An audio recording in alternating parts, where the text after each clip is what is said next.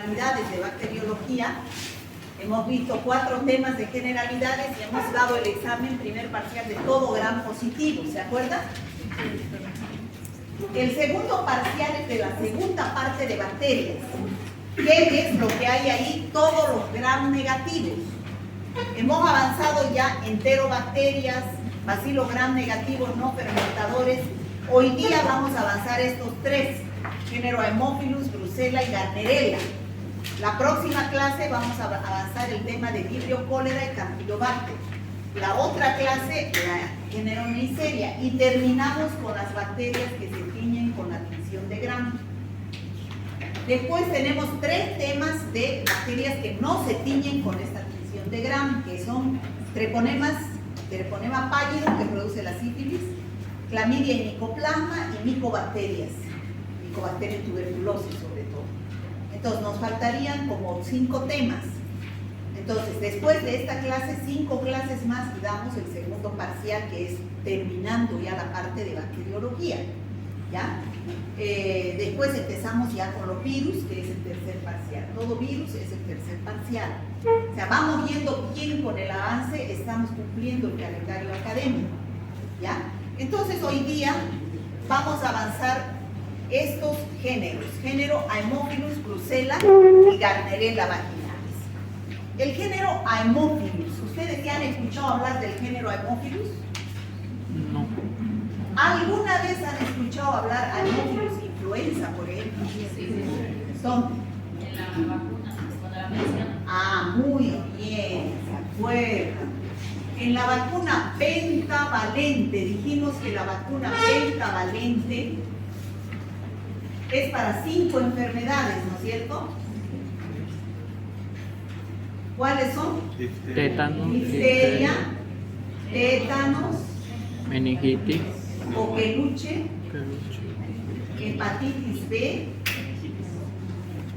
y meningitis, pero meningitis producida por Haemophilus influenza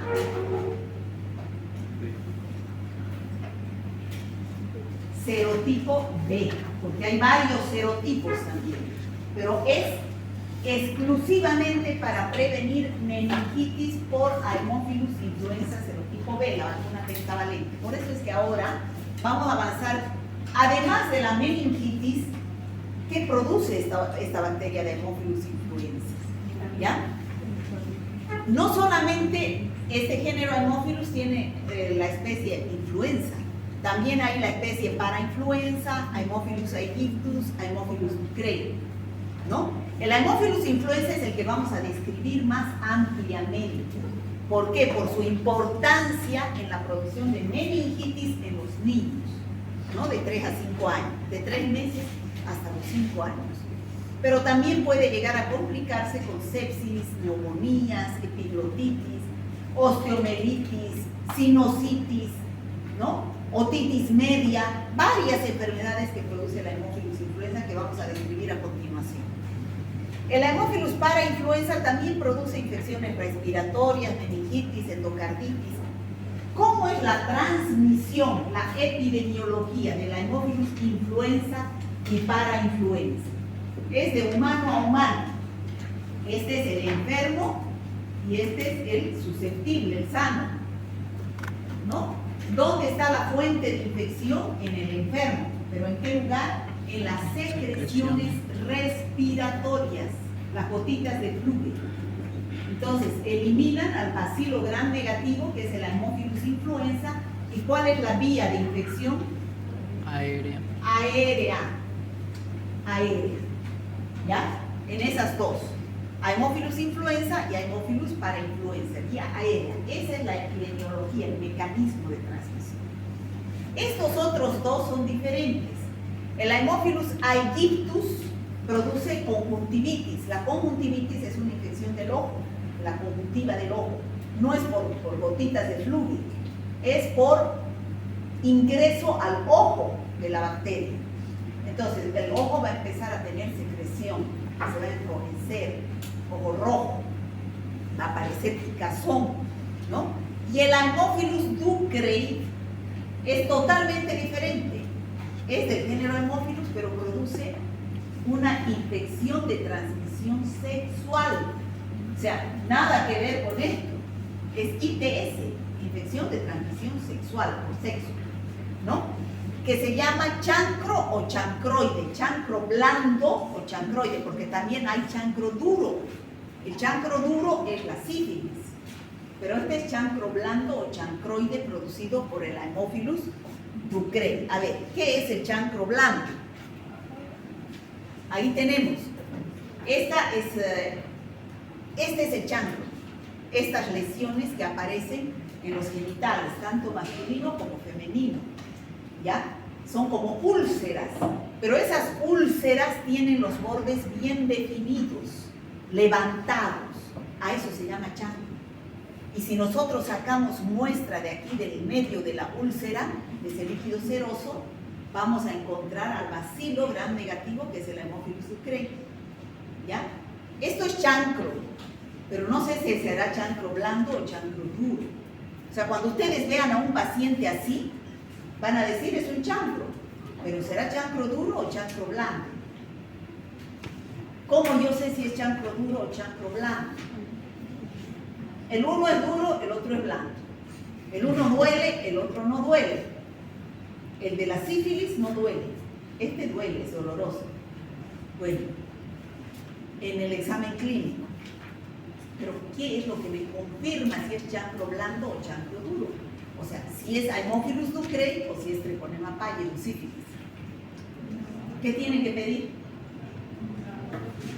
Un cultivo de... Examen bacteriológico de ese líquido para que les diga es Haemophilus ducreyi o es Treponema pallidus. ¿Me dejo entender? Sí. Si ustedes no piden, no van a saber si es sífilis o es chancro blando o chancroide. ¿Sí? Ese es el Haemophilus ducreyi, ¿está claro? Bueno, que es un bacilo gram negativo, llamado Haemophilus ducreyi, el que produce esto. Bueno, pero aquí está lo que acabo de decirles, las enfermedades que producen los tipos de Haemophilus. Haemophilus aegyptus, conjuntivitis, Haemophilus ducreyi, el chancro blando, el chancroide, y el Haemophilus influenza y parainfluenza, que generalmente producen en común la meningitis, que es la más importante, el serotipo B, otitis, la sinusitis, la epiglotitis, las bacteremias y las neumonías. Ahora, incluso de esta Haemophilus influenza serotipo B, que así, Haemophilus influenza serotipo B, hay dos tipos de cepas, capsuladas y sin cápsula. ¿Cuáles serán más malas? Capsuladas. Las capsuladas, porque evitan la fagocitosis. Por lo tanto, ¿qué tipo de infecciones van a producir estas cepas capsuladas? Infecciones invasivas, como meningitis, como sepsis, como epiglotitis, que ahorita vamos a ver. ¿Ya? Bueno. Que vamos a describir a la Haemophilus influenza. Esta Haemophilus influenza, como les decía, es un bacilo gram negativo. ¿Ya? Entonces, tiene 6 antígenos. La variedad capsular tiene 6 antígenos que se nombran con las letras del alfabeto: A, B, C, D, E, F. ¿Cuál es la más importante? El serotipo B, porque esa es la que produce los cuadros graves en los humanos, ¿no? Las cepas capsuladas, serotipo B. Meningitis, sepsis, epiglotitis, ahorita vamos a describir esas infecciones. Ahí tenemos cuadros clínicos producidos por el Haemophilus influenza. Una serie de infecciones, desde meningitis, epiglotitis, que es infección de la epiglotis, celulitis facial en la cara, es una infección del tejido celular subcutáneo, neumonías, artritis séptica, osteomielitis. Entonces, ¿cómo es que esta bacteria llega al organismo humano a producir esas infecciones? En varias partes del organismo humano. Ya hemos dicho, ingresa por vía respiratoria, pero se puede diseminar por la sangre produciendo bacteremia. Entonces, al ir por la sangre va a diversos órganos produciendo una enfermedad invasiva. Si llega a los huesos va a producir osteomielitis. Los huesos no hay estas bacterias, debe ser estéril. Si llega al líquido cefalorraquídeo va a producir meningitis, ¿no? Y en la sangre va a producir sepsis. Si llega a la epiglotis, epiglotitis. Si llega al oído medio, es otitis media. Si llega a los senos paranasales, sinusitis. O sea, una serie de infecciones. Y como les decía, hay el Haemophilus influenza encapsulado, o sea, con cápsula, y el que no es capsulado. El encapsulado va a producir las infecciones más graves, como meningitis, epiglotitis, en la epiglotis y celulitis facial, sepsis, ¿no? En cambio, las cepas no capsuladas, el Haemophilus serotipo B no capsulado, va a producir infecciones en el oído, que es otitis media, o también puede producir bronquitis. ¿Ya? Que quede claro esos dos tipos de Haemophilus. Serotipo B capsulado y no capsulado. Bueno, ahí tenemos los cuadros clínicos producidos por el Haemophilus influenza. En los niños la otitis y la epiglotitis es muy importante. ¿Saben lo que es la epiglotis, no? Sí. Se inflama la epiglotis y la bacteria más importante productora de epiglotitis es el Haemophilus influenza, serotipo B, ¿no? Que produce un edema rojo, lo cual le produce dificultad para respirar y es más común en los niños de 3 a 8 años. También puede producir infecciones respiratorias, como dijimos, bronquitis, bronconeumonías, neumonías, sobre todo en los niños y los ancianos. Y produce infecciones secundarias a una gripe. Ustedes han escuchado hablar que una gripe, ¿saben lo que es gripe? ¿O no? ¿Han escuchado hablar de gripe? ¿Qué otro nombre recibe la gripe? ¿Resfrío? No es resfrío. La gripe es producida por un virus, el virus de la gripe o virus influenza. El resfrío es la clínica parecida, pero más grave es la gripe. El resfrío es producido por otro virus, que es el virus rinovirus o adenovirus o algunos coronavirus, pero no el virus influenza. ¿Está claro? No es lo mismo resfrío que gripe. No es lo mismo resfrío que influenza. La gripe es lo mismo que influenza. Eso que les quede claro, ¿ya? ¿No escuchan en la radio ustedes? Ay, murió por influenza, esta de epidemia de influenza. No escuchan la tele, ¿no ven? Les aconsejo que vean para que estén actualizados sobre la salud pública de nuestro pueblo, ¿no? Para que sepan que lo que están estudiando es importante. Porque ¿qué pasa si eso es un boom en todas partes? Todos los días hay casos de influenza y muertes por influenza, y ustedes no saben ni qué es, ¿no? Entonces, no, pues chicos, una vergüenza que sus padres les pregunten y ustedes no sepan y piensan que es resfrío. Bueno, ¿por qué se llama Haemophilus influenza?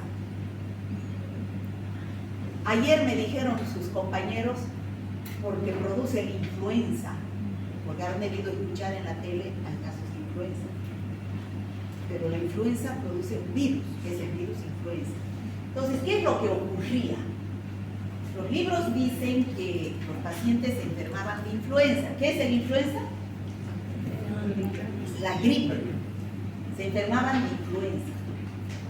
En un proceso de influenza que duraba una semana y después se curaban y se iban. Pero ¿qué sucedía en aquellos pacientes que no se cuidan o se complica porque son inmunodeprimidos? Esa gripe o influenza no se cura fácilmente. ¿Qué es lo que sucede? Se complica. ¿Con qué? Con una neumonía. Pero ya no es a causa del virus influenza, sino es una infección sobreagregada, secundaria, producida por una bacteria, que puede ser el Haemophilus influenza. De ahí viene su nombre. Se creía que esos pacientes que se enfermaban de influenza o gripe empezaban a tener neumonía. Entonces decían que es el virus influenza el que está produciendo la neumonía. Hacían el cultivo del esputo y no encontraban al virus. Entonces se encontró a esta bacteria, un bacilo gram negativo. Y por haber encontrado en pacientes con influenza se le dio el nombre de Haemophilus influenza. Pero es diferente del virus influenza. ¿Me dejo entender? Sí, doctora. Por favor, no se confundan, ¿ya? De ahí viene el nombre de virus influenza. ¿Ya? ¿Por qué? Perdón, de Haemophilus influenza. Porque produce neumonías secundarias a una gripe o influenza. ¿Ya? En los ancianos puede producir bronquitis crónicas. Ustedes han visto los ancianos que mucho tosen, ¿no es cierto? Tosen y tosen por meses y meses, eso es crónico. Sobre todo los fumadores. ¿Por qué? Porque la nicotina es un excelente medio de cultivo. ¿Ya? Celulitis facial, hemos visto que se produce. Niña, ¿va a entrar o va a salir? ¿Ah? ¿Usted es mi alumna, no? Sí, pero ¿quién otra la que salió? Ah, ¿no es usted la que estaba aquí? No. Ah, usted recién está entrando. Sí. Ah, ya. La vi, huele. Celulitis. Celulitis es una infección del tejido celular subcutáneo, sobre todo facial, que aparece en la cara. Y la más grave, ya hemos dicho, la meningitis producida por el serotipo B capsulado, ¿no? Capsulado. Que debido a que en el hospital de niños aquí en Santa Cruz se encontraban hace unos 10 años muchos casos, todos los casos de meningitis que llegaban en los niños eran Haemophilus influenza. Entonces el ministerio empezó a estudiar, a hacer vigilancia epidemiológica y empezó a utilizar la vacuna pentavalente, donde está el Haemophilus influenza serotipo B. Con la aplicación de esta vacuna que se aplica al segundo, cuarto y sexto mes de vida y la dosis de refuerzo entre 1 año y medio y 2 años, entonces este problema se acabó. ¿No? Se acabó.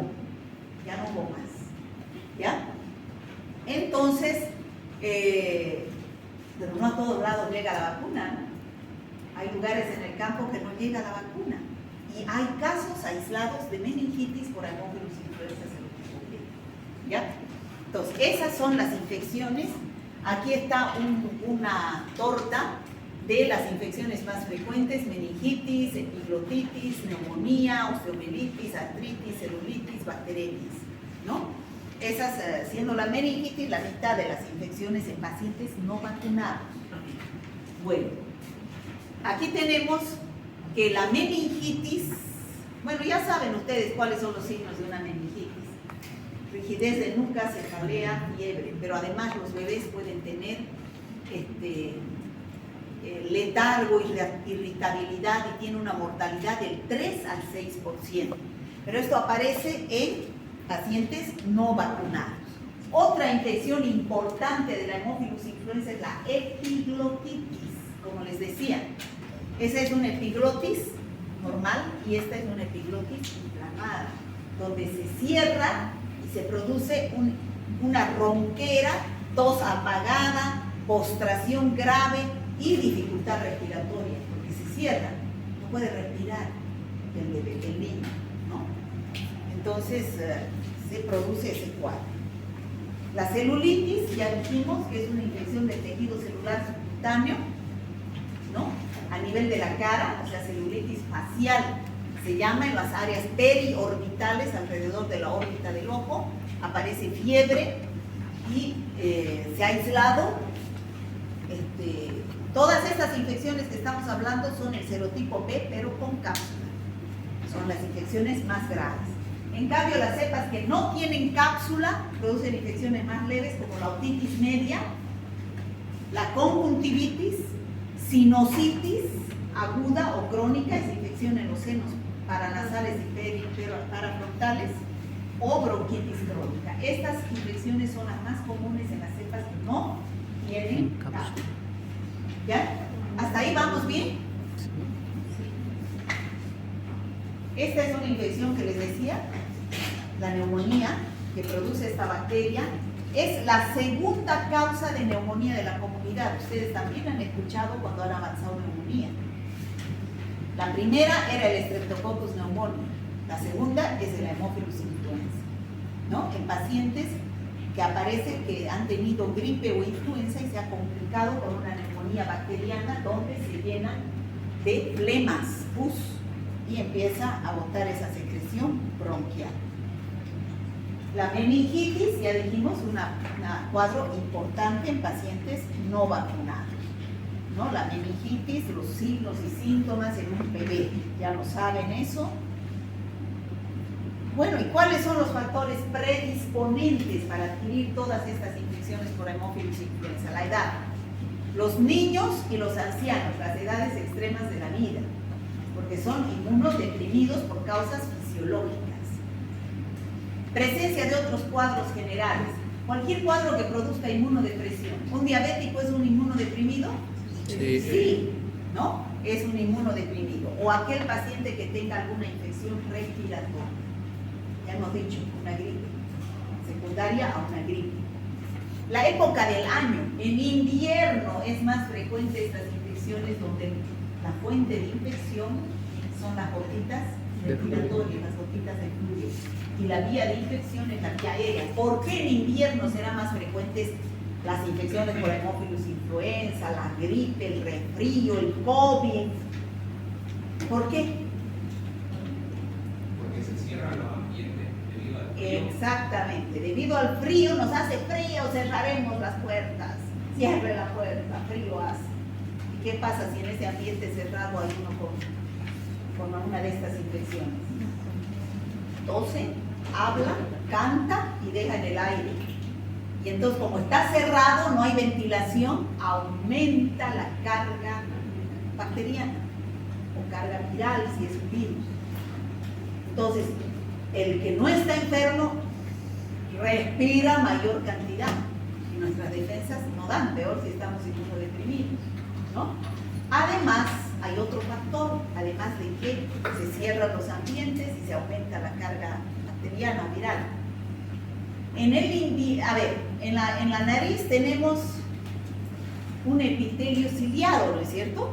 ¿O no? Sí. ¿Qué función tiene ese epitelio ciliado? Impedir que no entren bacterias. Impedir las sustancias tóxicas y bacterias, virus. Actúa como una escoba que trata de eliminar. Pero ¿qué pasa en el frío?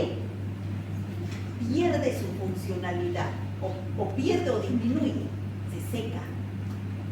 Entonces deja nomás pasar. ¿Ya? Eso es lo que sucede en el frío, por eso estas infecciones son más frecuentes en invierno y en primavera porque también hace frío. Transmisión aérea, ya hemos dicho, ¿no? ¿Cómo hacemos el diagnóstico bacteriológico? Ustedes ante todas esas infecciones que hemos hablado van a pedir un análisis bacteriológico. Va a ser una toma de muestra de un exudado, dependiendo de la localización de la infección.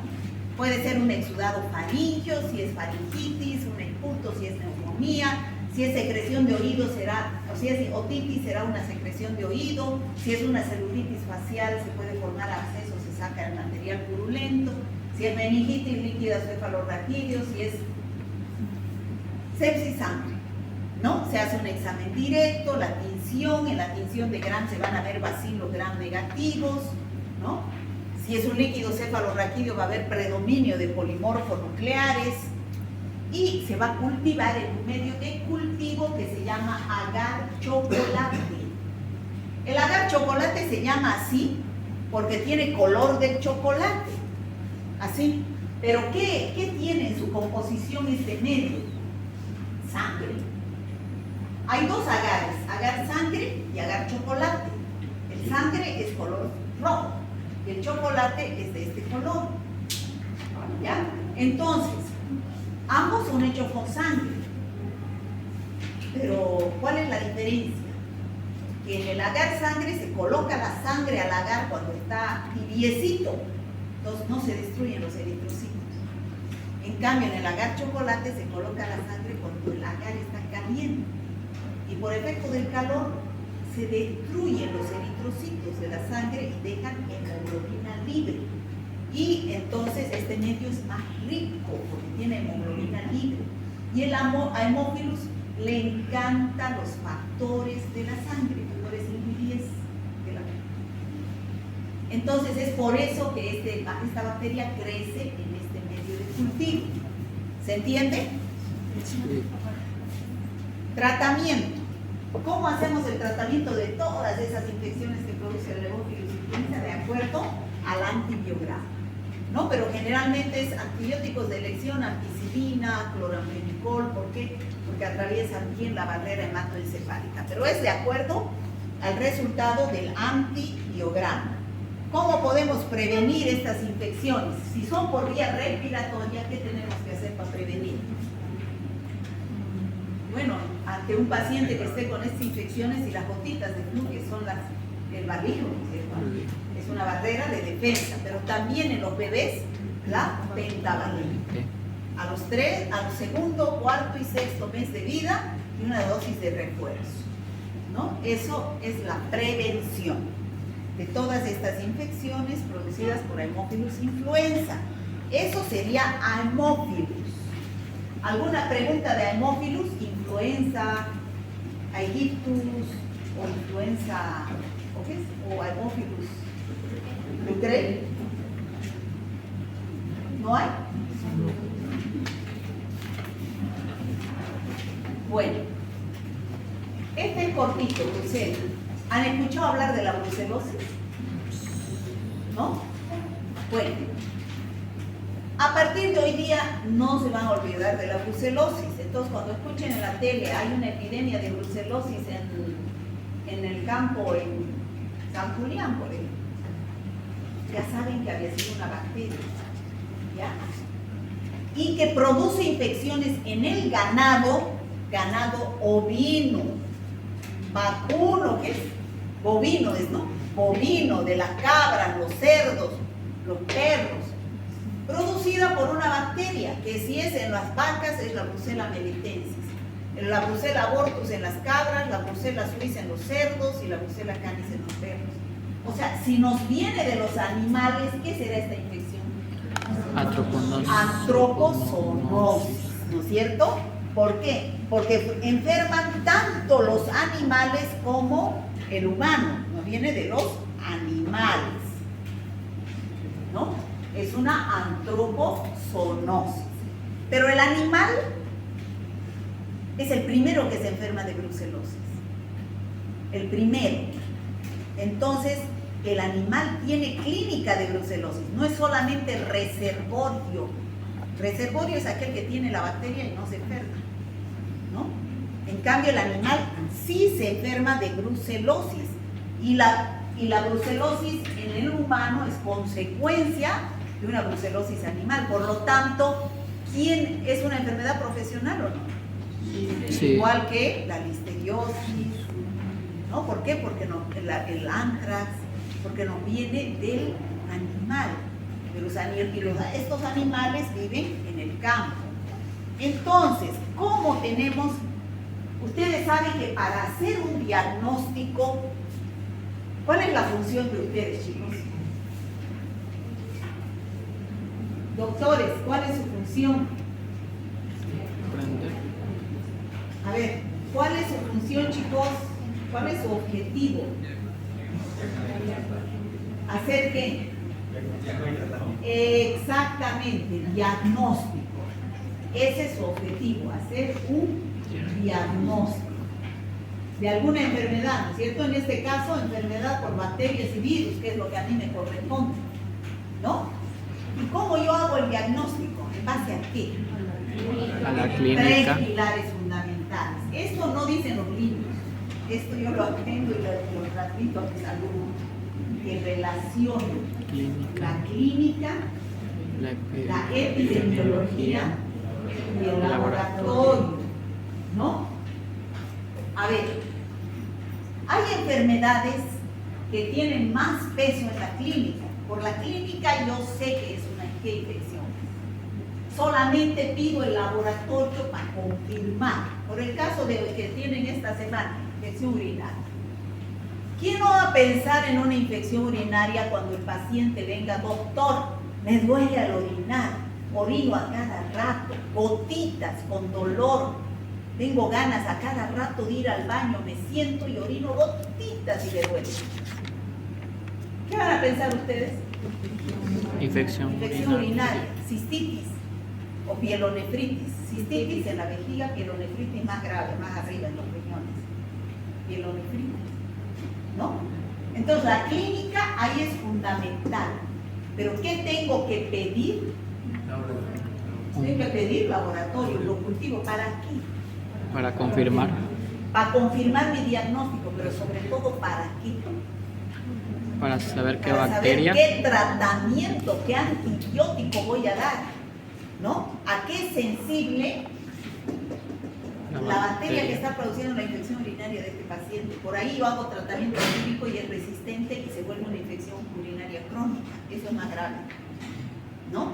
Entonces, en esa infección tiene más peso la clínica, ¿no es cierto? ¿Sí? Sí. Aquí en la brucelosis, ¿qué tiene más peso? La epidemiología. La epidemiología.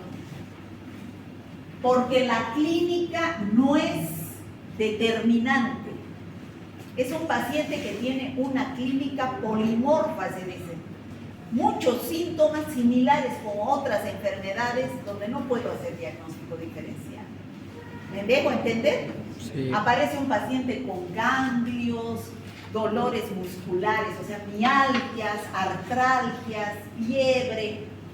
Eso puede tener hasta un paciente con gripe, con resfrío, con COVID, con dengue. El principio de cualquier infección viral es esa. Ganglios inflamados.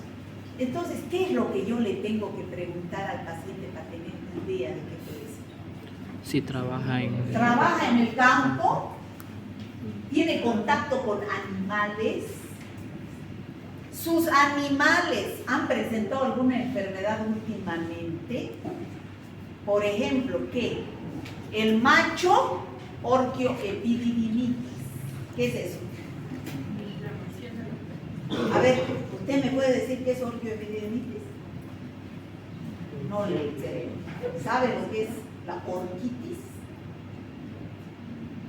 Chicos, ¿qué? ¿No saben cuando se inflama el testículo qué es? Es la orquitis.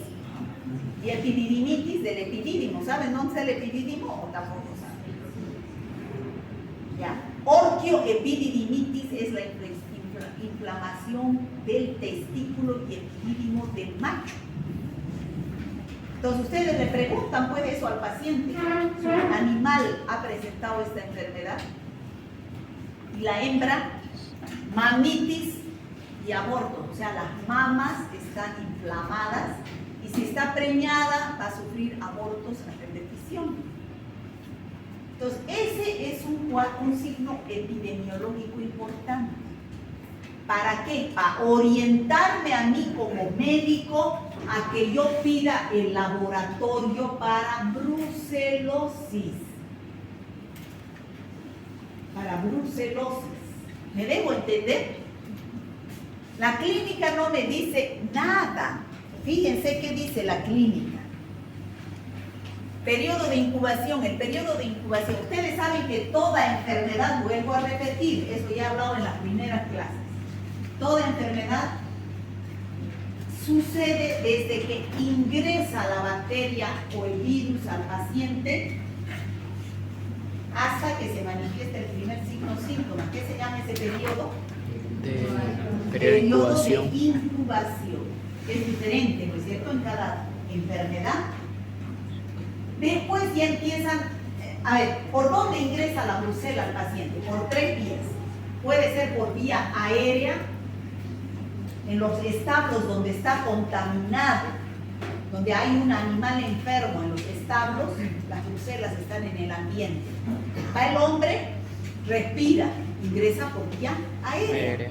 Pero también puede manejar las placentas, todo eso que tiene la hembra que bota porque está enferma, sin guantes y tiene una microherida. También puede ingresar por vía cutánea. Y también puede ingresar por vía Oral. Por vía Oral. oral. Al comer los alimentos de animales enfermos con brucelosis o sus productos, ¿no? La carne de vaca o sus productos, la leche, el queso, el yogur y todo eso, ¿no? Entonces, por 3 días ingresa la bacteria. Entonces, una vez que ingresa la bacteria, se empieza a manifestar el primer signo o síntomas del periodo de incubación, que tarda más o menos 2 semanas. Después de 2 semanas aparece el periodo prodrómico. ¿Qué es el periodo prodrómico en cualquier enfermedad? Cuando Signos y aparecen los síntomas signos y síntomas. inespecíficos, como por ejemplo fiebre, escalofríos, artralgias, mialgias.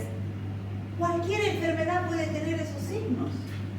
No dice es brucelosis, ¿no? Puedo pensar en brucelosis si es un paciente del campo, por epidemiología. Después aparece el periodo de estado. En algunas enfermedades, en este periodo de estado, aparecen los signos y síntomas específicos. Aquí no hay periodo de estado. Puede ser que en el periodo de estado aparezcan ganglios inflamados, adenopatías, pero no es característico de esta enfermedad, ¿no? Por ejemplo, el periodo de estado. A ver, ¿en qué enfermedad hay un periodo de estado donde decimos sí es tal enfermedad? De las que han visto. ¿Quién me puede decir? Neumonía. Neumonía, la triada. Ya. En la neumonía, dice su compañero, el periodo de incubación es variable de acuerdo a la bacteria. El periodo prodrómico empieza a tener astenia, fiebre, ¿no? Signos inespecíficos, adinamia. Ya en el periodo de estado empieza a expectorar, ya tiene ruidos, ¿no? Ya tiene una radiografía, entonces ya sugestiva de neumonía. Y después es el periodo de recuperación. Algunos recuperan y otros se mueren. No hay periodo de recuperación, ¿no? En toda enfermedad hay eso, chicos. Aquí, fíjense, no hay periodo de estado que nos diga es brucelosis, ¿no? Puede estar el hígado grande, el vaso grande, esplenomegalia, hepatomegalia, adenopatías. Puede ser lo que me dé orientación a que pueda ser una brucelosis. Pero yo puedo pensar, no puedo pensar en una brucelosis en un paciente que vive en la ciudad. No puedo pensar, porque la transmisión no es de hombre a hombre, tampoco. Es de animal a hombre. ¿Ya? ¿Me dejo entender? Sí. Entonces, como les decía, la brucelosis humana tiene sintomatología polimorfa de diversas formas, que no me lleva al diagnóstico. Aquí la clínica no es soberana. ¿Ya? Todos esos signos y síntomas aparecen en otras enfermedades. Entonces, ¿qué es lo que tengo que hacer? Pedir un análisis de laboratorio para brucelosis. Ese análisis de laboratorio para brucelosis, chicos, atiéndanme bien, porque esto no lo voy a repetir más y le sirve para todas las enfermedades infecciosas, incluyendo bacterias, virus, parásitos y hongos. Ya les han debido hablar en parasitología, ¿no es cierto? Que hay diagnóstico directo de cualquier enfermedad y diagnóstico indirecto. ¿Alguien me puede decir qué es el diagnóstico directo y qué es el diagnóstico indirecto? ¿Han llevado cucharas? Indirectos son las inmunoglobulinas. Muy bien. Indirecto son los anticuerpos o inmunoglobulinas. Puede ser IgM o IgG. Pero indirecto, ¿por qué? Porque no estamos detectando al microorganismo propiamente dicho, sino los anticuerpos que produce el microorganismo. Y el directo es ver al microorganismo, si es un virus, si es una bacteria, si es un parásito. ¿Cómo es el parásito? O si es un hongo, ¿no? Un hongo, o un parásito, digamos, un huevo con un quiste de tomeba histolítica, ya, algo que me acuerdo, ¿no? Es ver al microorganismo por diversas técnicas. Por ejemplo, en el Chagas, ¿cuál es el diagnóstico directo? La gota gruesa. En el paludismo, la gota gruesa. Porque en el Chagas se ve al tripanosoma moviéndose en la sangre, ¿no? Es diagnóstico directo. ¿Y cuál será el diagnóstico indirecto en el Chagas? ELISA, porque detecta anticuerpos. ELISA, hemaglutinación indirecta, inmunofluorescencia indirecta.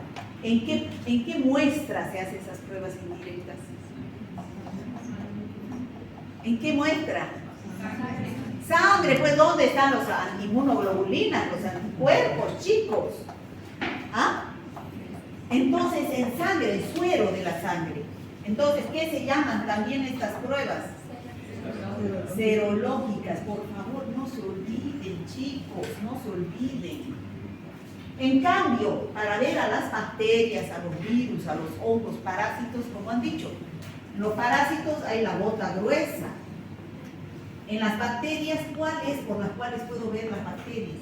El cultivo bacteriológico, ahí crecen las bacterias en los medios de cultivo. En los virus, el cultivo celular. O también puedo ver un pedacito de este ácido nucleico. ¿Qué se llama esa prueba? Que detecta un pedacito del ácido nucleico.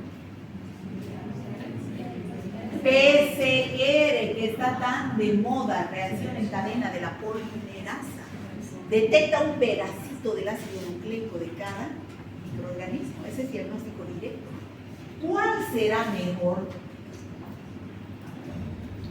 ¿Diagnóstico directo o indirecto? Directo. Depende qué es lo que quiero. Si yo quiero hacer diagnóstico temprano, diagnóstico directo y más específico. Si ha pasado el tiempo en que la bacteria o el virus debía estar circulando en el lugar, entonces ya ha habido el tiempo que ha formado anticuerpos, ya no hay microorganismos. Por ejemplo, la gota gruesa no es todo el tiempo que se ve el trypanosoma cruzi, ¿no es cierto? Con el tiempo, si ya tengo 2 años de estar con Chagas, ya se forman anticuerpos, ya no lo encuentro el trypanosoma cruzi. Los tengo que detectar, diagnóstico indirecto. En el COVID, los primeros días es PCR, diagnóstico directo. Pero después de los 7 días, ya casi no encuentro al virus. ¿Qué tengo que hacer? El diagnóstico indirecto, empiezan a subir los anticuerpos dependiendo de la etapa del paciente. En cada enfermedad vamos a avanzar eso. ¿Ya? Entonces, aquí en la brucelosis, ¿me han entendido lo que es diagnóstico directo e indirecto? Sí. En la brucelosis hay diagnóstico directo e indirecto. El directo, yo voy a pedir un cultivo, pero ¿cultivo de qué? De la sangre, porque la bacteria está circulando en la sangre. Entonces voy a pedir un hemocultivo, ¿ya? Y en alguna infección localizada que haya adenopatías, por ejemplo, voy a hacer la pinchazón del ganglio, ¿no? O líquidos biológicos o líquidos cefalorraquídeos, puedo encontrar a la bacteria. Pero también, como es una infección generalmente crónica, entonces se buscan anticuerpos para ver si la causa de esos ganglios, de esas adenopatías de ese paciente que viene del campo, no es una brucelosis. ¿Ya? Tratamiento. ¿Son sensibles? Bueno, hay que hacer antibiograma, pero pueden ser sensibles a estos antibióticos y resistentes, no se usan beta-lactámicos para esta bacteria. La epidemiología, ya les dije que puede ingresar por varias vías, ¿no? Puede ingresar por vía aérea, puede ingresar por vía cutánea y puede ingresar por vía oral, ¿no? Esa es la epidemiología, es una antropozoonosis, que los factores epidemiológicos es que es una enfermedad profesional. De eso estamos, el contacto con los abortos, con las placentas de los animales enfermos, ganado bovino, caprino, ovino, porcino. Profilaxis, ya saben ustedes, para evitar las infecciones, evitar primero la enfermedad en los animales. Si no hubiera la fuente de infección que son los animales, no habría la brucelosis humana. Entonces, ¿qué hay que hacer? Vacunar. Saneamiento de productos de origen animal.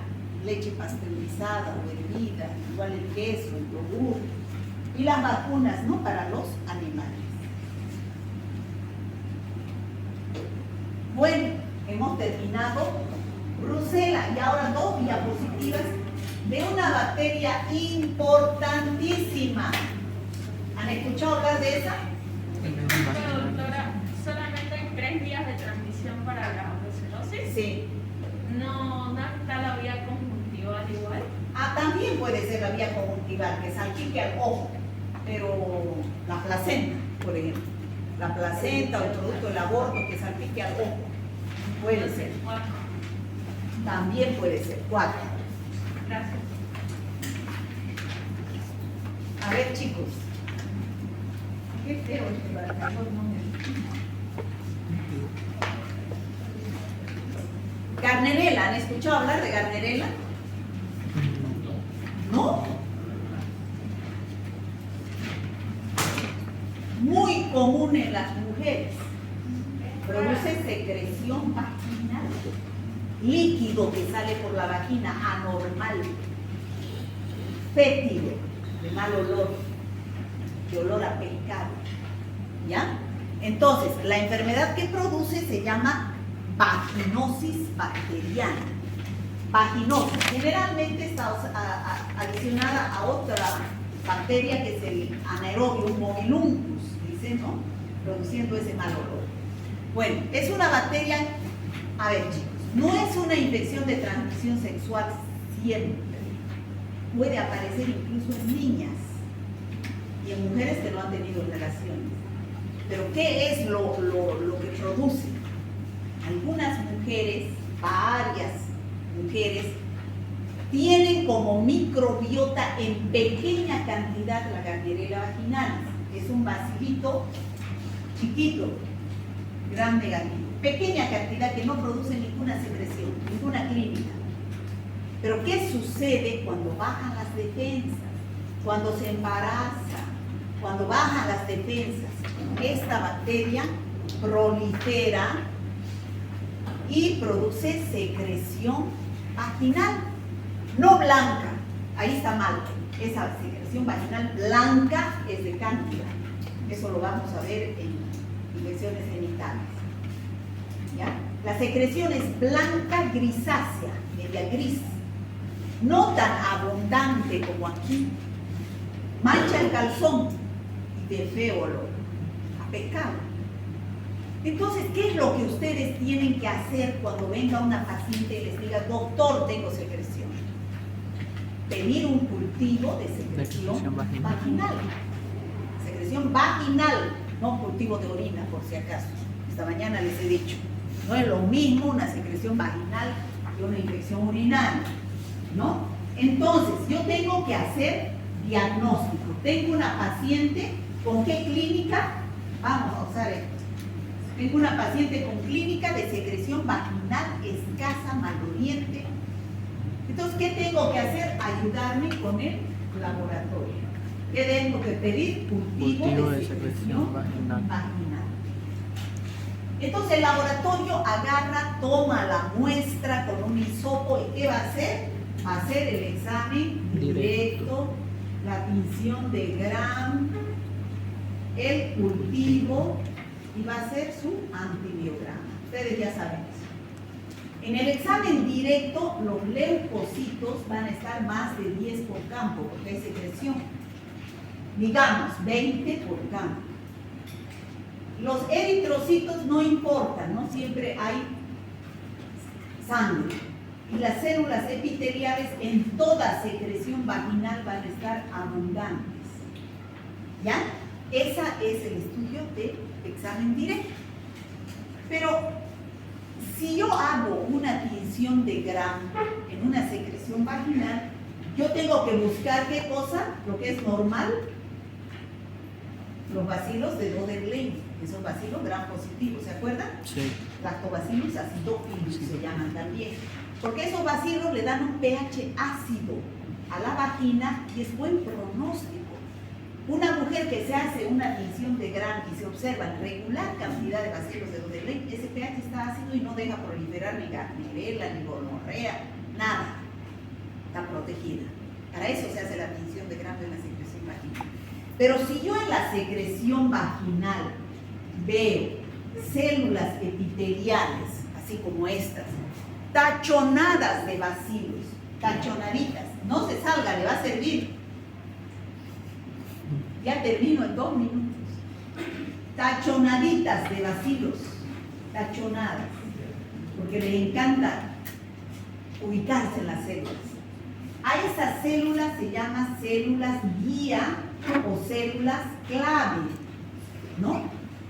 Entonces aquí el laboratorio a ustedes les va a informar escasos, digamos, bacilos de Dover-Lane. ¿Qué quiere decir? Que esa mujer está susceptible a una infección. Y aquí, células guía positivo. Quiere decir que ha observado estas células guía o células clave.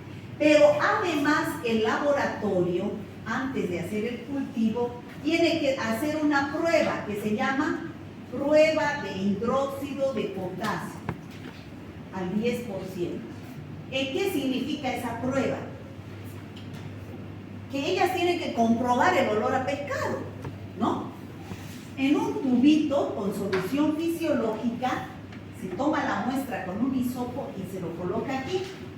La muestra se mezcla y se coloca unas gotitas de hidróxido de potasio al 10%. Se lo mezcla, ¡pum!, se huele y es olor a pescado típico. Entonces, ¿cómo les va a informar? Prueba de hidróxido de potasio positiva. Algunos laboratorios a esta prueba le llaman test de aminas, porque hay liberación. Al agregar el hidróxido hay liberación de aminas, test de aminas positiva. Cualquiera de las dos cosas. Eso es sinónimo de Gardnerella.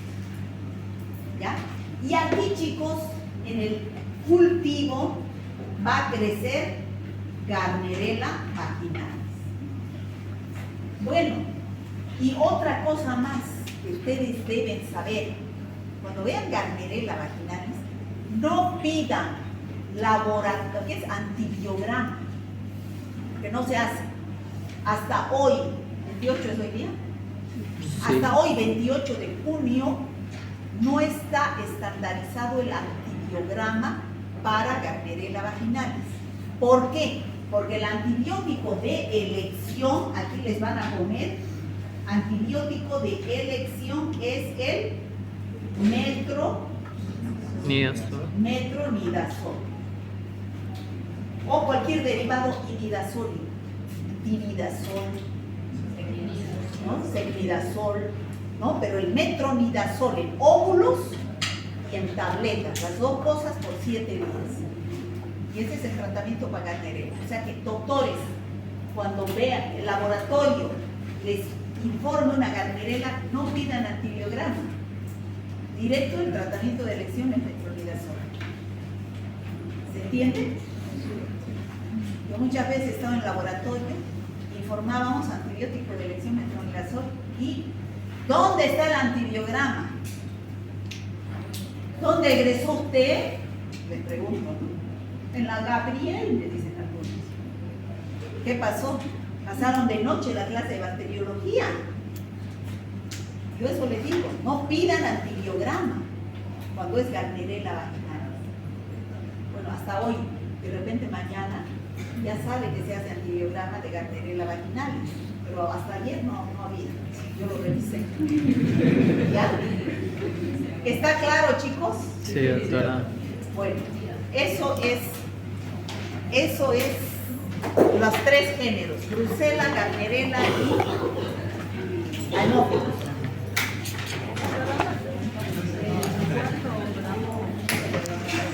Metronidazol